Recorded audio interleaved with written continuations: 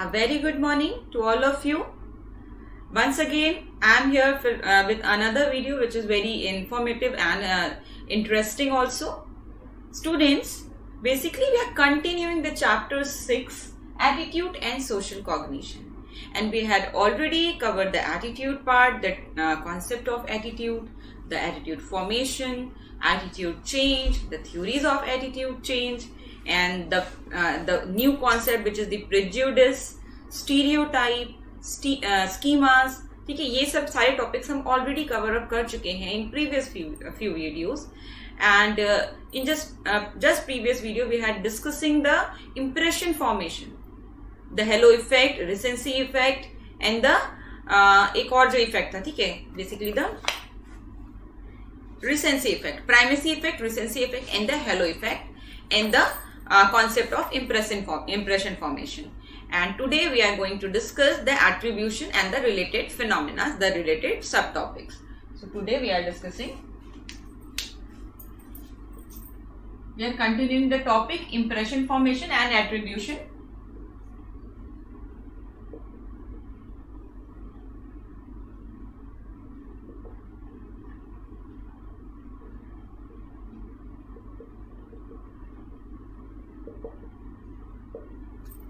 And we are continuing the attribution part. Okay. Attribution of causality. So after forming an impression, we often go through the process of assigning causes to a person's behavior, and this is also a systematic process. As indicated by the researchers done on attribution, the following aspects of attributions have been found. ठीक है, कुछ effects हैं जिसे हम attribution के context में explain करते हैं due to some researches. Basically the attribution is basically divided into two parts, the external factor and the internal factor. So attribution is divided into two parts, the internal factors and the external factors. ठीक है, internal factors that's mean related to the person. ठीक है, जिस person की बात हो रही है उसकी कैरेक्टरिस्टिक से रिलेटेड, उसके एट्रीब्यूट से रिलेटेड जो फैक्टर्स है, जहां पे हम ब्लेम करते हैं, जहां पे हम कॉजेशन जो देते हैं वो इंटरनल फैक्टर्स को देते हैं, इंडिविजुअल के एबिलिटीज, उसके कैरेक्टरिस्टिक, उसके पोटेंशियल, उसके हार्डवर्क को. This is the internal factor. And when we are talking to external factors, so that mean the situational factors. This is also known as situational factor. ठीक है, may be the task characteristic, may be the environment, ऐसी situation थी. ठीक है, हमने इस context में एक एग्जाम्पल भी एक्सप्लेन किया था कि suppose a person A hit the person B. ठीक है, so if we are giving the internal cause, so we say that ki the person A is very much hostile, they are aggressive in nature, they cannot tolerate the situation and they express their anger towards the B. So this is the internal factor, जहाँ पे हम A की characteristic पे focus कर रहे हैं. ठीक है, जो भी एक behavior हुआ, particular behavior, उसके लिए जो हम causation दे रहे हैं ए और बी के एस्पेक्ट्स में, ए और बी दो इंडिविजुअल्स हैं जिसका बिहेवियर हमने ऑब्जर्व किया, एंड वी से कि ए जो है वो हॉस्टाइल नेचर का है, एग्रेसिव नेचर का है, वो फ्रस्ट्रेट था, सिचुएशन को कंट्रोल नहीं कर पाया, and they suddenly express their aggression towards the B. अब हम अगर ऐसी बात करें कि जो बी है एक्चुअली वो डिजर्व करता था, the situation is like that, वो सिचुएशन ही थी कि उस टाइम पे कोई भी इंडिविजुअल आता तो उसे गुस्सा आ जाता और वो बी को हिट कर देता, क्योंकि बी ने ऐसा किया था. बी का एक्चुअल बिहेवियर ही ऐसा था, इतना बैड बिहेवियर था कि वहां पे ए को एग्रेशन शो करना पड़ा बिकॉज सिचुएशन की डिमांड थी. So we are blaming the B factor, sorry मतलब एक्सटर्नल फैक्टर और situational factor. In the context of B हम बी को ब्लेम कर रहे हैं इस सिचुएशन में. This is known as external factors. ठीक है, नाउ हम जब असेस करते हैं पूरी पर्सनालिटी को, पूरे एट्रीब्यूशन की जब हम बात करते हैं, तो यहाँ पे दो चीजें आ जाती हैं. अब ये जो फैक्टर्स हैं ये स्टेबल और अनस्टेबल भी हो सकते हैं डेफिनेटली. अब इंटरनल फैक्टर्स में भी कुछ चीजें ऐसी होंगी जो स्टेबल होंगी, अनस्टेबल होंगी. एक्सटर्नल में भी कुछ ऐसी चीजें होंगी जो स्टेबल होंगी और अनस्टेबल होंगी. सो एक डायग्राम है, एक ग्राफ है आपके बुक में मेंशन, उसके थ्रू इन्होंने एक्सप्लेन किया था the internal factor and the external factor, which is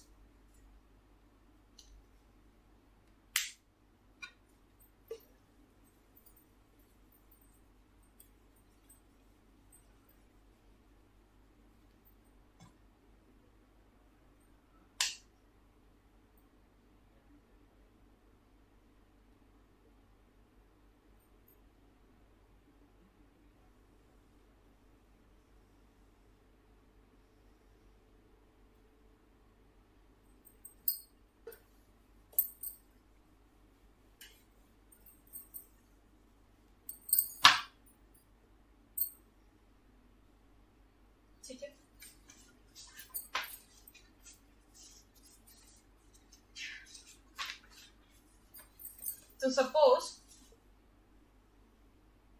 this is the internal and that is the external.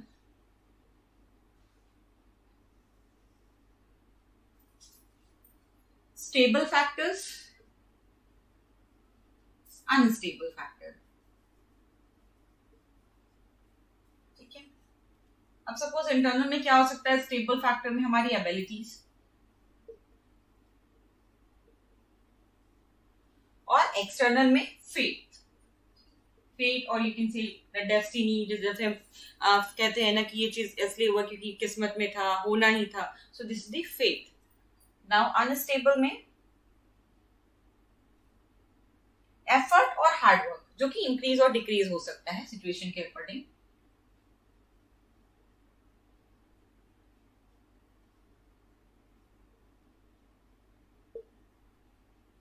और एक्सटर्नल में हो जाएगा टास्क कैरेक्टरिस्टिक. कुछ टास्क इजी हो सकते हैं, कुछ टास्क डिफिकल्ट हो सकते हैं.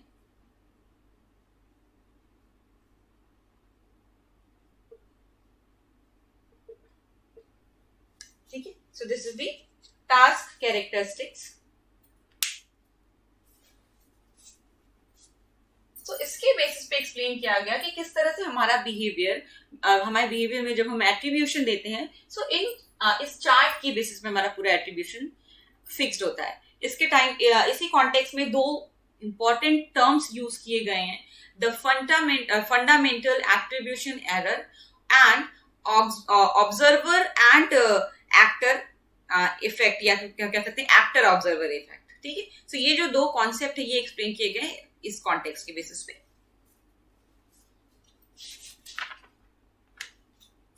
So when people make attributions for success and failure, success और फेलियर के लिए जब हम एट्रीब्यूशन करते हैं तो उसमें कुछ डिफरेंसेस देखने को मिलते हैं. सक्सेस के लिए हम एक डिफरेंट मैटर में, इसका ये जो चार्ट है इसमें डिफरेंट वे में हम एक्सप्लेन करते हैं, जबकि फेलियर के लिए हम डिफरेंट वे में एक्सप्लेन करते हैं. एट द सेम टाइम जब हम अपने लिए एक्सप्लेन कर रहे होते हैं और दूसरे पर्सन के लिए जो कि एट्रीब्यूशन कर रहे हैं, तो उसके लिए भी डिफरेंसेस हमें देखने को मिलते हैं. ठीक है. This is known as actor observer effect. और जब हम अपनी बात कर रहे हैं तो this is known as fundamental attribution error. So यहाँ पे इस चार्ट के बेसिस पे हम दो चीजों को अंडरस्टैंड करेंगे. फर्स्ट टॉपिक होगा हमारा फंडामेंटल एट्रीब्यूशन एरर.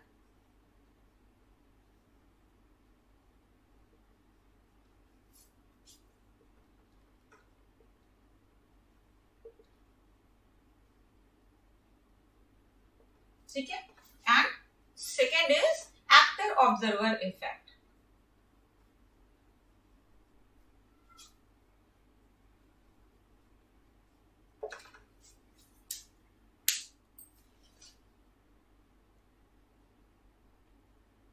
ये जो पूरा कॉन्सेप्ट था ये दिया था वाइनर ने. ठीक है. Weiner is classified of causality factors या कॉजल फैक्टर्स. सो ये किसका कॉन्सेप्ट है? वाइनर्स का.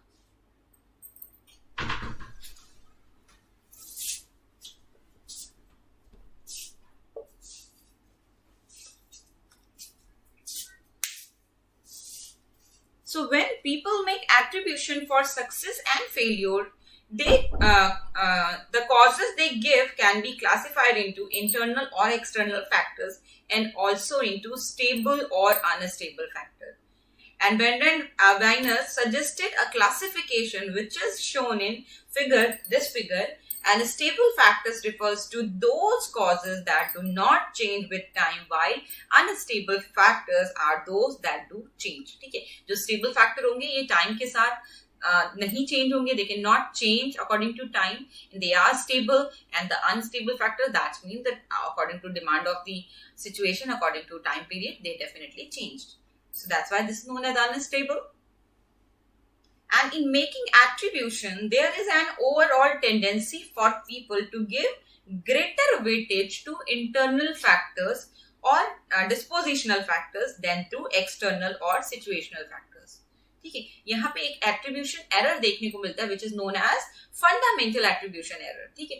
एक टेंडेंसी देखने को मिलती है जहां हम जब एट्रीब्यूशन करते हैं, सो हम ज्यादा से ज्यादा इंटरनल फैक्टर्स पे फोकस करते हैं इन अ डिफरेंट सिचुएशंस। यानी जो हमारी फेल्योर और सक्सेस की सिचुएशन है वहां दूसरे वे में, एक्टर ऑब्जर्वर की सिचुएशन में दूसरे वे में हम करते हैं। बट बेसिकली हमारी एक ओवरऑल टेंडेंसी होती है पीपल्स की, जहां पे हम ज्यादा ग्रेटर वेटेज देते हैं इंटरनल फैक्टर्स को। डिस्पोजिशनल फैक्टर हमारे जो है उसको हम ज्यादा वेटेज देते हैं as compare to the external factors. And this is called the fundamental attribution error. That means the tendency that for people to give greater weightage to internal or dispositional factors than to external or situational factor. This is called the fundamental attribution error. And this tendency is stronger in some cultures than it is in other. For instance, research shows that Indians tend to make more external attributions that Americans do. ठीक है, हमने एक और concept पढ़ा था culture and self. So culture and self में भी हमने अमेरिकन कल्चर और इंडियन कल्चर को कंपेयर किया था और हमने बताया था वहां पे भी कि जो इंडियंस होते हैं वो ज्यादा कोलैबोरेटिव वे में वर्क करते हैं। सेल्फ और पीपल या ग्रुप के बीच में जो बाउंड्रीज है वो वेल डिफाइंड नहीं होती, जबकि अमेरिकन में होती है। अमेरिकन आर मतलब मोर इंडिपेंडेंट, जबकि हमारे यहाँ कॉपरेशन पे बिलीव करते हैं, वो कंपटीशन पे बिलीव करते हैं। ठीक है, ऐसे बहुत सारे टर्म्स थे जो हमने वहां पे एक्सप्लेन किया था। सो इस कॉन्टेक्स्ट में भी उसी अंडरस्टैंड करो। So Indian context and the American context, अगर ये कॉन्ट्राडिक्टरी कल्चर है, बेसिकली एकदम अपोजिट कल्चर है Indian culture and the western culture, American culture. So यहाँ पे जो इंडियंस हैं वो बहुत ज्यादा एक्सटर्नल जो सिचुएशनल फैक्टर्स जो हैं उस पे फोकस करते हैं। तो डेफिनेटली उनका जो कॉजेज आएंगे, वो जो कॉजेज देंगे, असाइन करेंगे causes in the attribution, so definitely external factors को ज्यादा करेंगे as compare to American culture, क्योंकि अमेरिकन कल्चर पे इंटरनल फैक्टर्स पे ज्यादा जो है कि फोकस किया जाता है। फॉर एग्जाम्पल, एक इंडिविजुअल है जिसने एक बहुत अच्छा सा अचीवमेंट किया, कुछ अचीव किया उसने बेसिकली, और उसे स्पीच देने को कहा जाता है।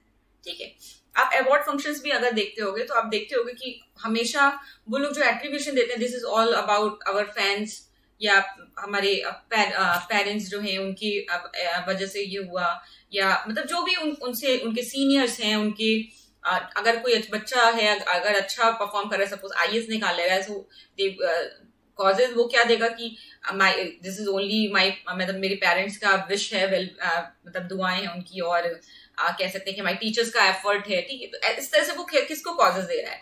एक्सटर्नल फैक्टर्स को, ड्यू टू रिस्पेक्ट, ये हमारा कल्चर है। जबकि इंटरनल फैक्टर्स जो कि अमेरिका में हाईलाइटेड है, वहां पे अगर आप देखोगे तो अगर कोई इंडिविजुअल सक्सेस हो रहा है, कुछ अचीव कर रहा है, सो अपने अचीवमेंट के बिहाइंड वो कॉजेज जो बताएगा वो their effort, there hard work, their potential, there abilities.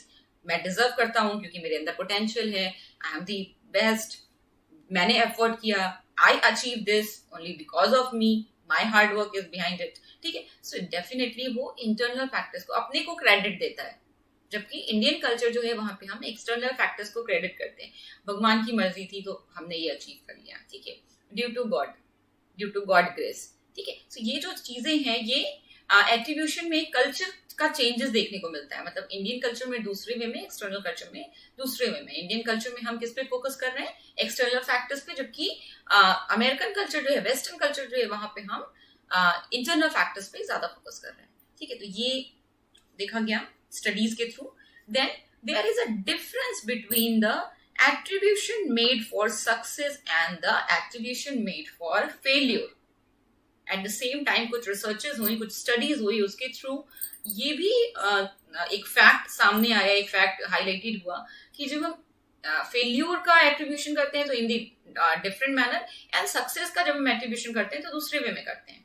ठीक है, फेल्यूर के लिए हम ज्यादा एक्सटर्नल फैक्टर्स को ब्लेम करेंगे कि external factors are responsible for our failure. But अगर हम सक्सेस की बात करें तो वहां पे हम इंटरनल फैक्टर्स को हाईलाइट करेंगे, इंटरनल फैक्टर्स का कॉज देंगे। ठीक है, so there is a difference between the attributions made for success and the attribution made for failure.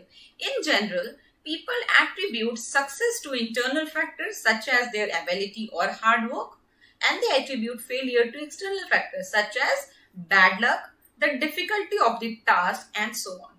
ठीक है, डेफिनेटली अगर आपका कुछ अच्छा अचीव आप करते हो तो आप कहते हो कि ये आपका हार्ड वर्क है, आपका पोटेंशियल है, और आपका इफेक्ट है, ठीक है। जबकि अगर आप फेल्योर होते हो, सो this is the bad luck, भगवान चाहते नहीं थे ऐसे, हमारी डेस्टिनी में नहीं लिखा था ये चीजें, सो ऑन, मतलब बहुत सारे ऐसे आप कॉजेस दोगे जो कि एक्सटर्नल कॉजेस हैं। You can not take the responsibility of your failure, ठीक है। And a distinction is also found between the attribution that a person make for her his own positive and negative experiences and the attribution made for another person's positive and negative experiences, ठीक है। अभी हमने एक question की बात की, उसके positive negative, that mean the success and failures की बात की। Now there is a two person, one person which is known as actor, ठीक है। एक्टर का जो पॉजिटिव या नेगेटिव फेलियर और सक्सेस है, देन जो ऑब्जर्वर है, दैट मीन जो नेक्स्ट पर्सन है, अदर पर्सन है, उसका जो एट्रीब्यूशन है about the failure and the success, और पॉजिटिव और नेगेटिव, ठीक है। सो this is called the actor observer effect, ठीक है। इसी को हम एक्टर ऑब्जर्वर इफेक्ट कर रहे हैं। एक्टर दैट मीन वो पर्सन जो एट्रीब्यूशन फ्रेम कर रहा है, जो एट्रीब्यूशन कर रहा है। ऑब्जर्वर वो जिसके बारे में कर रहा है। एट्रीब्यूशन कभी हम अपने बिहेवियर के बारे में भी करते हैं, कभी हम नेक्स्ट पर्सन जो है उसके बारे में भी करते हैं। सो डेफिनेटली जब हम अपने बारे में कोई एट्रीब्यूशन कर रहे हैं, सो this is the actor observer actor attribution, and जब हम नेक्स्ट पर्सन के बारे में कर रहे हैं, this is the observer attribution. So यहाँ पे भी डिफरेंसेस देखने को मिलते हैं। क्या देखने को मिलते हैं? See for example, if you yourself get good marks in a test, so you will attribute it to your own ability or hard work, ठीक है। this is the actor role of internal attribution for a positive experiences, ठीक है। ये क्या है? ये एक positive experience है जिसके लिए आप इंटरनल फैक्टर को रिस्पॉन्सिबल मान रहे हो इन दी एक्टर रोल, ठीक है। एक्टर रोल की जब आप बात कर रहे हो, ठीक है। And if you gate bad marks, you will say that this was because you were unlucky or that the test was too difficult. This is the actor role external factors, blaming for the negative experience or the failure, ठीक है। So यहाँ पे आप किसको blame कर रहे हो? Unlucky हो, you are unlucky, the paper is so much difficult, ठीक है, और you cannot sufficient time, the paper is hard, कुछ भी मतलब ऐसा, मतलब आप external factors को basically blame करोगे अपने निगेटिव एक्सपीरियंस के लिए, अपने फेलियर के लिए। यहां सिर्फ अभी एक्टर रोल की बात हुई, ठीक है। एक्टर रोल का अगर पॉजिटिव एक्सपीरियंस है, सपोज आपने टेस्ट में अच्छे मार्क्स स्कोर किए, so you say that this is your hard work, this is your ability, and if you get bad marks, so you can blame this is your unluck, this is your you can say that the paper is so much difficult, so you are blaming the external factors. On the other hand, if one of your classmates gets good marks in the test, you will attribute her or his success to good luck or an easy test, ठीक है। अगर आपका suppose करो आपका कोई classmate जो कि अच्छे मार्क्स गेन कर रहा है, तो डेफिनेटली वहां पे आप एक्सटर्नल फैक्टर्स को बोलोगे। लकी है, दैट्स व्हाई उसका तो लक था कि उसने जेईई निकाल लिया, ठीक है, या उसने वो क्वालिफाई कर लिया वो एग्जाम, बिकॉज उसका लक था, पेपर बहुत इजी आया था इस बार, ठीक है। तो आप क्या कर रहे हो? एक्सटर्नल उसके सक्सेस के लिए, उसके पॉजिटिव एक्सपीरियंस के लिए आप किसको ब्लेम कर रहे हो? एक्सटर्नल फैक्टर को। किस कॉजेशन दे रहे हो आप? एक्सटर्नल फैक्टर को। जबकि उसका अगर जो उसके पॉजिटिव के लिए, उसके निगेटिव अगर होगा, उसका फेल्यूर होगा, सो वहां पे आप उसके इंटरनल फैक्टर को फोकस करोगे, ठीक है। If the same classmate gets bad marks, you are likely to say that her or his failures was because of low ability of और lack of effort, ठीक है। या तो उसमें लो एबिलिटी, या उसने एफर्ट कम किया होगा, उसने ज्यादा स्टडीज नहीं की होगी, उसने हार्ड वर्क किया नहीं एक्चुअली, दैट्स व्हाई वो फेल हो गया। So the basic reason for the difference between the actor and the observer role is that people want to have a nice image of themselves as compared to other, ठीक है। Basically होता क्या है, ऐसा हम क्यों करते हैं? Why we behave in actor observer effect, ये क्यों होता है? क्योंकि हम as compare to other person अपनी जो इमेज होती है, अपनी इमेज, देमसेल्फ की इमेज, उसे हम एक नाइस इमेज बनाना चाहते हैं। हम अपने आप को जस्टिफाई करते हैं at the level of ego, वहां पे हम खुद को जस्टिफाई करते हैं, खुद को सेटिस्फाइड करते हैं, और हम एक अपनी इमेज, अपने जो कि साइकी में एक पॉजिटिव बनाना चाहते हैं। That's why we behaving in the actor observer effect, ठीक है। दैट्स व्हाई हम इस तरह का बिहेवियर शो करते हैं। So this is the last topic of your cognitive aspects. There is a three major component of attitude: the cognitive component, behavioral component, and the emotional component. So today, and after this topic, we have completed the cognitive component of the attitude. ठीक है, हमने अभी तक जो पढ़ा, these are the cognitive functionings, these are the thought levels. Now move to the behavior. Actually behavior level पे किस तरह से social cognition influence होता है. ठीक है, ये जो था, so far in this chapters we have highlighted the cognitive or thought related aspects of social behavior. Let us now examine some aspects of actual behavior that can be observed from outside. देखिए, ये अभी तक जो था हमारा attitude, prejudice, stereotypes, schemas, and the actor observer effect, that means the impression formation, attribution, ये सारा हमारा cognitive component था. कॉग्निटिव लेवल पे सोशल कॉग्निशन, सोशल बिहेवियर और जो भी सोशल कॉन्टेक्स्ट में हमारा बिहेवियर है वो किस तरह से इन्फ्लुएंस होता है, क्या थॉट प्रोसेस होता है हमारे ब्रेन में. ठीक है, now move to the actual behaviour में किस तरह से सोशल कॉग्निशन हमें दिखता है. सोशल बिहेवियर में डिफरेंसेस दिखते हैं, किस तरह से सोशल कॉन्टेक्स्ट हमारे बिहेवियर लेवल पे चेंजेस लाता है, किस तरह से हमें इन्फ्लुएंस करता है. सो this is the next topic.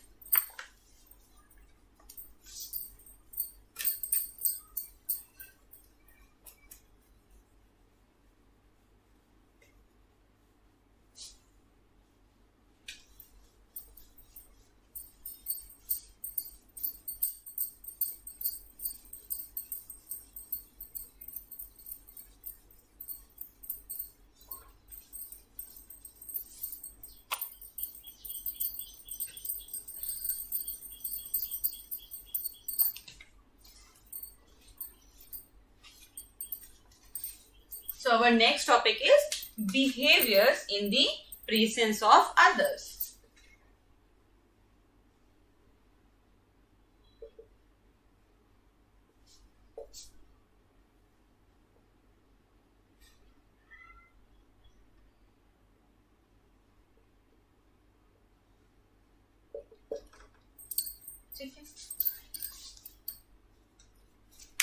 किस तरह से जब कोई सोशल कॉन्टेक्स्ट रहता है तो वहां जो हमारा बिहेवियर है वो अदर के इन्फ्लुएंस से चेंज होता है.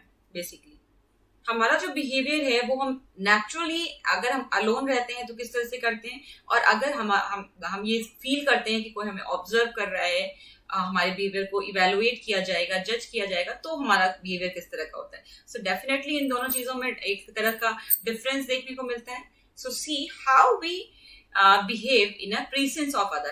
अगर कोई और इंडिविजुअल्स हमारे साथ या ग्रुप ऑफ इंडिविजुअल्स हमारे सामने होता है तो हमारा बिहेवियर किस तरह से अफेक्टेड होता है. So on off the first observation made about social behavior was that performance on a specific task is influenced by the mere presence of other. This is called social facilitation या social influences हम कह सकते हैं. Basically in this the concept of social influences.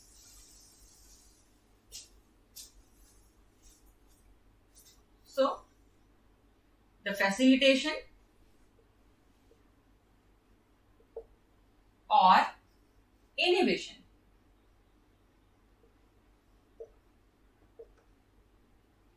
Okay.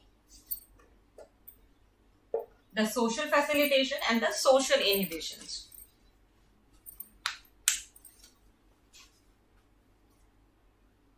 One of the first observation made about social behavior was that performance on a specific task is influenced by the mere presence of others. So this is called social facilitation. For example, Reena is about to participate in a musical context, consent, and she is very talented, and yet she is feeling very nervous about the event. And if you were in Reena's place, would you perform better in front of an audience or when you are alone? ठीक है, definitely जब आपको किसी चीज को perform करना होता है, whether it is a music competition और whether it is a dance competition या कुछ भी, सपोज आपको असेंबली में ही जाके कुछ अगर कुछ स्पीच रीड करनी होती है तो definitely when you assume that, even जब आप इमेजिन भी करते हो कि you are in the stage and the audience are there, so definitely you feel uncomfortable or little bit nervous. So this is the influence of presence of others. यही तो वो influence है जिसके थ्रू आप influenced हो रहे हो, क्योंकि आप ये फील कर रहे हो कि जो other persons है वो आपको ऑब्जर्व कर रहे हैं. So definitely आपकी परफॉर्मेंस क्या होगी, लोगों की सामने ज्यादा बेटर होगी या अकेले में ज्यादा बेटर होगी. So this is the question, and as early as in 1897, Norman Triplet observed that individuals show better performance in the presence of others than when they are performing the same task alone. देखिए, ऐसा नहीं है कि always हमेशा आप nervous ही होगे या आपकी जो परफॉर्मेंस है वो डिक्रीज ही होगी.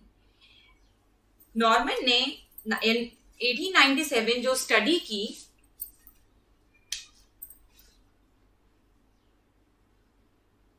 नॉर्मन 1897 में नॉर्मन ट्रिपलेट ने एक स्टडी की. उसके थ्रू उन्होंने ये बताया कि जो परफॉर्मेंस होती है हमारी वो प्रेजेंस ऑफ अदर्स के होने पर, अगर अदर्स इंडिविजुअल्स वहां अवेलेबल होते हैं, ऑडियंस अवेलेबल होती है, तो वो इंक्रीज होती है. ठीक है. Norman observed that individuals show better performance in the presence of others than when they are performing the same task alone. So, for instance, cyclist racing with each other performs better than when they cycling alone. So, with time, more detail come to be known about this phenomena, and gradually यहाँ पे और phenomena और researches हुई और बहुत सारे points और add on हुए. Norman is the first psychologist जिन्होंने इस फील्ड में ये रिसर्च की और उन्होंने ये फैक्ट बताया कि with the influence of other persons the performance should be increased. Performance जो होती है हमारी इंक्रीज होती है as compare to alone performance. अगर हम अलोन परफॉर्म कर रहे हैं तो हमारी परफॉर्मेंस एक एवरेज लेवल की रहेगी, बट अगर हमें ये फियर रहता है, एक तरह का हमारी जो कॉन्शियस लेवल होता है वो अराउज हो जाता है ज्यादा कि हमें लोग देख रहे हैं, दैट्स व्हाई हमारी जो परफॉर्मेंस होती है वो इंक्रीज हो जाती है. आफ्टर दिस इस फिनोमिना को लेके बहुत सारे साइकोलॉजिस्ट ने स्टडी की और बहुत सारे इंटरेस्टिंग फैक्ट्स सामने आए. बेसिकली जो फैक्ट्स हैं उसमें सबसे पहला चीज है कि क्यों होता है. The question is why we perform in an increasing way in the presence of with the presence of others. क्यों होता है ऐसे? Why this? So इस कॉन्टेक्स्ट में जो स्टडीज हुई उसके बेसिस पे जिस निकल के आया वो ये था कि better performance in the presence of others is because the persons experience arousal, which make the persons react in a more intense manner, and this explanation was given by Jajong. This name is pronounced to rhymes with science. ठीक है. ये जो जैजोंग थे इन्होंने ये performance किया क्योंकि इन्होंने ये स्टडी किया और उनके बेसिस पे ये फैक्ट दिया गया कि ये इसलिए हमारी परफॉर्मेंस बेटर होती है बिकॉज हमारा जो अराउजल लेवल होता है वो इंक्रीज हो जाता है. So first is arousal. किसके थ्रू ये दिया गया था? जैजोंग के थ्रू.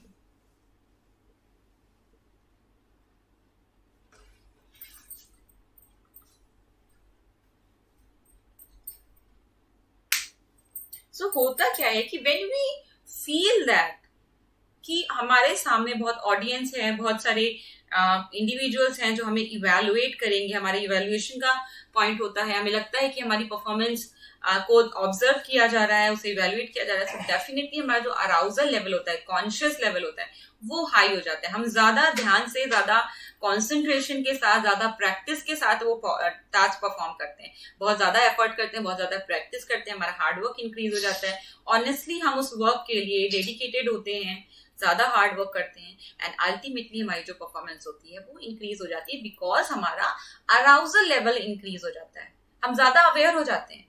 ठीक है. हमारा कॉन्सेंट्रेशन, हमारा हार्ड वर्क, हमारा एफर्ट जो है वो इंक्रीज हो जाता है ultimately. That's why we improve our performance. Next, the arousal is because the person feels she or he is being evaluated, and Cottrell called this idea evaluation apprehension. अब the question is that कि क्यों हो जाता है हमारा arousal high? Why our arousal is high? So the answer is evaluation apprehension.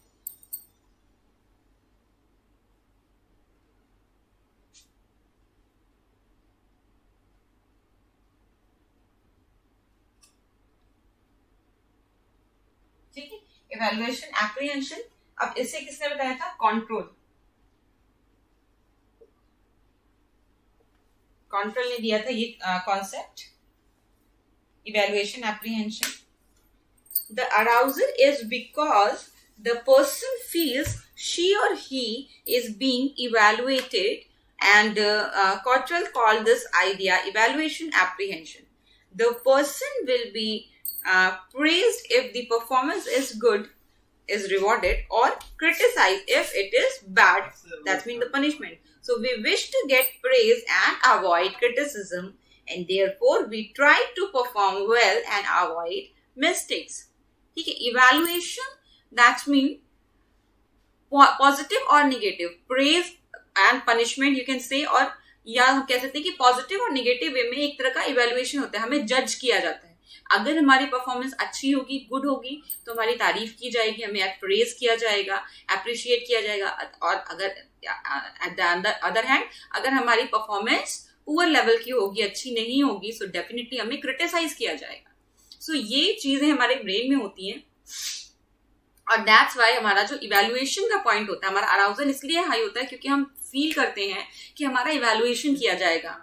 जो audience है वो हमें इवैल्यूएट करेगी पॉजिटिव और निगेटिव एस्पेक्ट्स में. अगर हमने अच्छा परफॉर्म किया तो हमें प्रेज मिलेगा, तारीफ मिलेगी, अदरवाइज हमें क्रिटिसिज्म को फेस करना पड़ेगा. और हम हमेशा, हमारी ये नेचुरल टेंडेंसी होती है कि we avoid criticism and we want to achieve praise और एप्रिसिएशन. ठीक है, हम क्रिटिसिज्म को, निगेटिव एस्पेक्ट्स को हमेशा अवॉइड करना चाहते हैं, पनिशमेंट को अवॉइड करना चाहते हैं, और जो हमारी पॉजिटिव चीजें हैं, प्रेज है, एप्रिसिएशन है, उसे हम अचीव करना चाहते हैं. हम चाहते हैं कि लोग हमारी तारीफ करें, हमें हमारे बिहेवियर को अच्छा कहें, और हम निगेटिव चीजों को अवॉइड करना चाहते हैं. दैट्स वाई हम ज्यादा एफर्ट करते हैं, ज्यादा प्रैक्टिस करते हैं, और हम किसी भी मिस्टेक का चांस नहीं देते. हम कोई भी मिस्टेक नहीं करते उस परफॉर्मेंस में, एंड अल्टीमेटली हमारी जो परफॉर्मेंस होती है वो इंक्रीज हो जाती है, क्योंकि हम सोशल सिचुएशन में परफॉर्म कर रहे हैं और हमें अराउजल लेवल हाई है हमारा, हमें इवैल्यूएशन का डर है. बेसिकली इवैल्यूएशन का एक फियर है हमारे अंदर. दैट्स व्हाई हम अपना 100% देना चाहते हैं उस परफॉर्मेंस के लिए, जिससे कि कोई भी मिस्टेक ना हो और हमें एप्रिसिएशन मिले. ठीक है, next phenomena is the nature of the task. अब ये भी डिपेंड करता है कि नेचर ऑफ टास्क कैसा है. हमारे इसमें सोशल फैसिलिटेशन में या इनहिबिशन में ये भी कॉन्सेप्ट डेवलप करेगा कि नेचर ऑफ टास्क कैसा है. So third is the nature of task.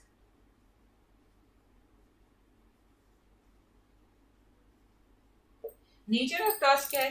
That's mean अगर हमें फील होगा कि जो टास्क है, जो चीज हम परफॉर्म करना चाह रहे हैं या परफॉर्म करने जा रहे हैं, हमें जो वर्क असाइन किया गया है, बेसिकली वो ऐसा वर्क है जो हमारे इंटरेस्ट का है और जिसके लिए हमारी एबिलिटीज, हमारे पोटेंशियल मैच करते हैं, हमारे पास वो स्किल है. सपोज हमको अगर सिंगिंग के लिए ऑफर किया जा रहा है और I am a good singer, so definitely हमारा कॉन्फिडेंस लेवल हाई होगा और ऑडियंस के in front of the audience हमारा जो परफॉर्मेंस होगा वो इंक्रीज होगा, क्योंकि वो टास्क जो है वो इजी है, वो हमारे स्किल से मैच करता है. बट सपोज ऐसा हो सकता है कि अगर कोई ऐसा इंडिविजुअल है जिसे सिंगिंग बिल्कुल नहीं आती, ठीक है, और उसे उसके लिए ऑफर किया गया, उसे फोर्सफुली असाइन कर दिया गया कि आपको स्टेज पे परफॉर्म करना है, सिंगिंग करनी है, सो डेफिनेटली उसका कॉन्फिडेंस लेवल लो होगा और उसकी जो परफॉर्मेंस होगी, क्योंकि वहां पे भी अराउजल लेवल होगा, इवैल्यूएशन होगा, उसे ये बिल्कुल कॉन्शियस होगा कि लोग मुझे इवैल्यूएट कर रहे हैं. अगर मैंने खराब परफॉर्मेंस किया तो मेरा इवैल्यूएशन होगा, लोग मुझे क्रिटिसाइज करेंगे. सो इस टाइम पे उसका कॉन्फिडेंस लेवल और लूज हो जाता है और लो होता है, बिकॉज वो फील करता है कि जो उस टास्क की रिक्वायरमेंट है वो स्किल्स उसमें नहीं है, मैचिंग नहीं है. ठीक है, किसमें? इंडिविजुअल के स्किल में, इंडिविजुअल के पोटेंशियल, उसकी एबिलिटीज में, और टास्क की जो डिमांड है. ठीक है. सो डेफिनेटली अगर इसमें मैचिंग नहीं होगी सो पर्सन की जो परफॉर्मेंस होगी वो डिक्रीज होगी. सी, so the nature of the task to be performed also affects the performance in the presence of others. For example, in the case of a simple or a familiar task, the person is more sure of performing well and at the ultimately to get praise or reward is stronger, and so the individual perform better in the presence of others than he or she does when alone. So, but in the case of a complex or the new task, the person may afraid of making mistakes. So, the fear of criticism or punishment is stronger. So, the individual's performance worse in the presence of other than he or she does when alone. ठीक है. So definitely जब वो task जो है वो new है, unfamiliar है, सो आपको क्रिटिसिज्म का फियर होगा और आपकी जो टास्क है वो आप अच्छा परफॉर्म नहीं करोगे in the front of the audience. अगर आप लोगों के प्रेजेंस में अच्छा परफॉर्म नहीं करोगे. जबकि अगर कोई ऐसा फेमिलियर टास्क है जिसको आप जानते हो अच्छे से, ठीक है, ऐसा फेमिलियर और इजी टास्क है, सो उसके लिए आपकी जो परफॉर्मेंस होगी वो प्रेजेंस ऑफ अदर्स में इंक्रीज होगी. When you feel the presence of other people, so definitely your performance will be increased. So definitely the task का जो nature है वो भी ये decide करेगा कि आपकी performance जो है वो facilitate होगी या inhibit होगी. Now the next and the last point is co-action.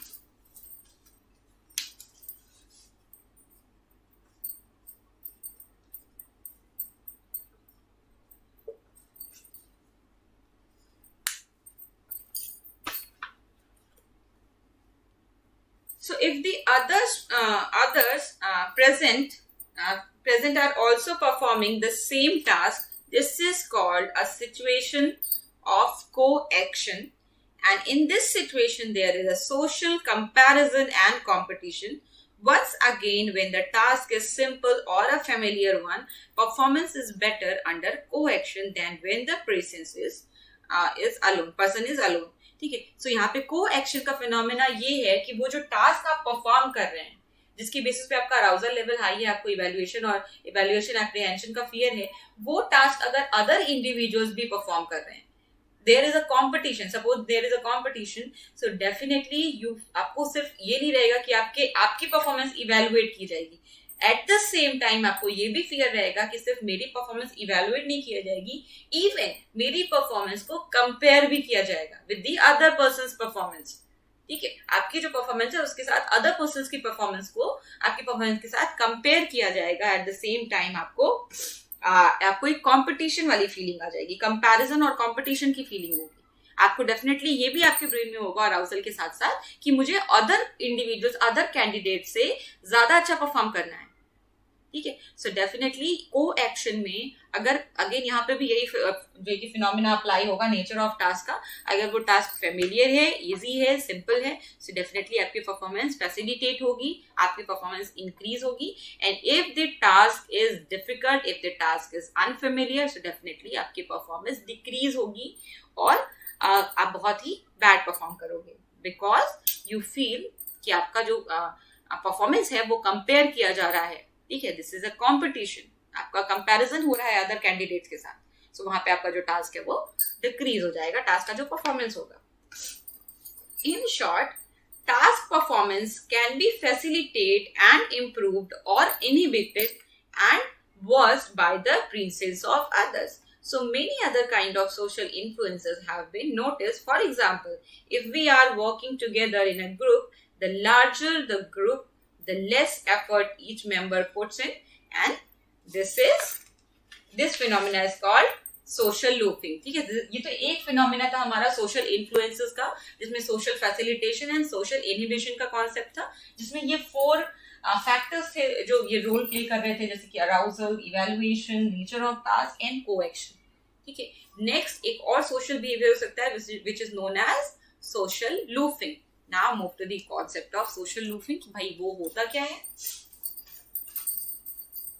So I just hope you understand this topic.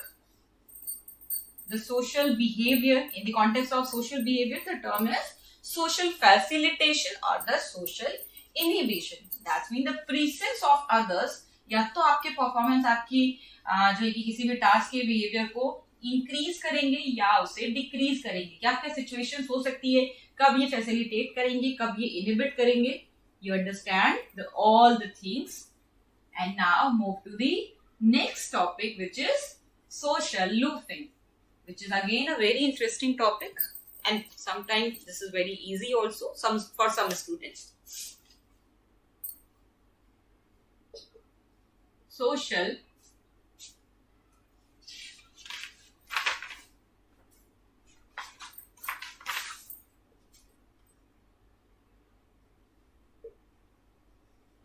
looping, ठीक है, this is the topic, social looping.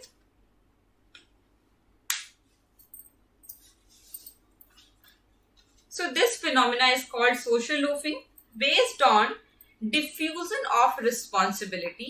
You will read about social looping in next chapter in detail. Social looping को आप next chapter में detail में पढ़ोगे। ये होता क्या है, just understand the concept. Basically when you are performing in a group, जब आप किसी ग्रुप में कोई टास्क परफॉर्म कर रहे होते हो, सो जितना ज्यादा लार्जर ग्रुप होगा, जितना ज्यादा से ज्यादा मेंबर्स होंगे उस ग्रुप में, आपका जो एफर्ट है, आपका जो टास्क के लिए एफर्ट है वो डिक्रीज हो जाएगा। क्योंकि क्या होगा कि यहाँ पे आपकी जो रिस्पॉन्सिबिलिटी है वो डिफ्यूज हो जा रही है, बट जा रही है, डिवाइडेड हो जा रही है, ठीक है। यू फील कि मैं क्यों करूं, अदर पर्सन करेगा एफर्ट, सो आप एक दूसरे पे रिस्पॉन्सिबिलिटी टालते हो। जैसे जैसे ग्रुप और लार्जर होता जाएगा, आपकी रिस्पॉन्सिबिलिटी जो है उस पर्टिकुलर टास्क को लेके वो डिक्रीज होती जाएगी। This is known as diffusion of responsibility. आप रिस्पॉन्सिबिलिटी को डिफ्यूज करोगे, उसे उठाना नहीं चाहोगे, इवन शेयर कर दोगे और अदर पर्सन पे टाल दोगे। सो दैट्स व्हाई वहां पे आपका जो एफर्ट है वो डिक्रीज हो जाएगा, and this phenomena is known as social loafing. And इसे आप डिटेल में नेक्स्ट चैप्टर में करोगे। And diffusion of responsibilities which is of then